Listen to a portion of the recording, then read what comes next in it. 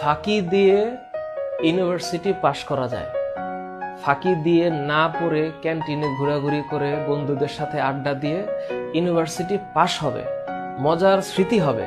কিন্তু মেডিকেল সেক্টরে চিকিৎসক হইতে গেলে, ডক্টর হইতে গেলে তুমি কারে ফাঁকি দিবা? এগুলা ফাঁকি দিবা?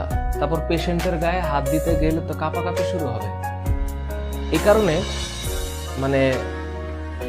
ডক্টরি টেকনিক্যাল সাইডে যে যত ফাঁকি দিবে তার মনে করো যে কষ্টটা তত বেশি হবে। কোনো কিছু ফাঁকি দেওয়া হবে জীবনে তোমাদের, একটু ভাবছো? এইসব ক্লাসের মধ্যে এইসব মজা করার আগে একটা বার আয়নার দিকে তাকাবা আর চিন্তা করবা যে তোমার বাবা মা তোমার যে লেখাপড়ার খরচ দিচ্ছে তুমি কতটুকু ফিরিয়ে দিতে পারছো।